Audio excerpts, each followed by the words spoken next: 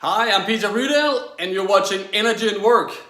Today I want to talk about motivation, or actually the opposite, motivation crowding, a subject of study that many researchers have gone into. One popular book on this is Daniel Pink's Drive, where he looks at what is motivation, where does it come from, how is it crowded out in this extrinsic motivation, and how do we build intrinsic motivation, motivation that oozes from inside ourselves. So extrinsic motivators like bonuses or rewards, it crowds out the intrinsic motivation. And there's another thing about about bonuses is we only react to the bonus. We don't react to the purpose of the bonus.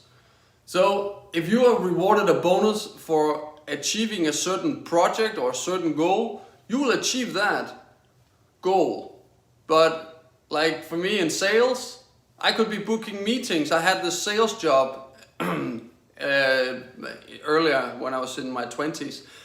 And we booked a lot of meetings, and we booked with everybody across the organization, no matter if there was a possibility for a sale or not, but we were rewarded for meetings that we booked, not for the sales. And so even though we knew that it was about booking meetings to then go to the sales meeting to then close the deal, that was not how we were thinking, because the extrinsic motivator of the bonus drove us to think only about booking the meeting. And that's how bonuses are destructive for actually achieving the goals that you want. And in habits, your personal habits, don't fall for that. Don't offer yourself a bonus or a reward when you get there. Don't add on external motivators for yourself, because you will only act on those, and then the second you take them away from yourself, if you don't reward yourself with a beer after you've done your habit, your action every day, or whatever external motivator you allow yourself, then you will have hung your habit on that, and it will fall apart. The risk is there, at least.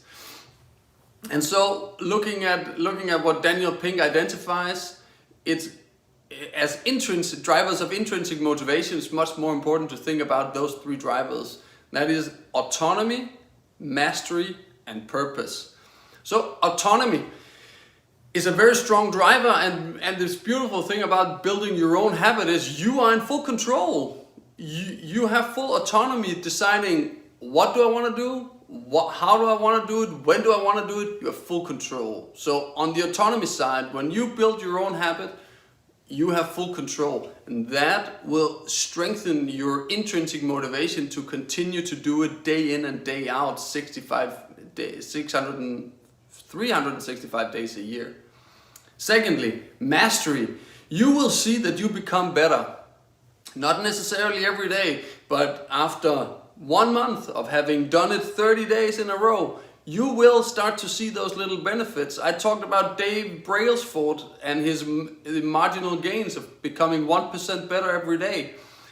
It adds up. Those little actions every day adds up, but you must be patient, and you will see the mastery. And when you identify the mastery, when you see you become better, you get a stronger intrinsic motivation. And the third thing is the purpose. You see a purpose with what it is that you're working on, whether if it's reading a book or learning how to cook or starting to exercise.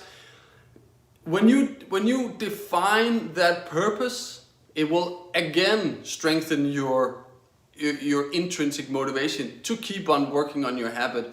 And these tools, the beautiful thing of them is they work not only in private, not only working I'm putting to the floor for me to do my plank, but it's also strengthening the self-discipline. And the self-discipline we can use in parenting, we can use in our careers, we can use in our leadership. And so, but it all starts with me, and it all starts with the self. Start with that, and then we can start from there and help others. I hope that you take something away from this, and I wish you to stick with it.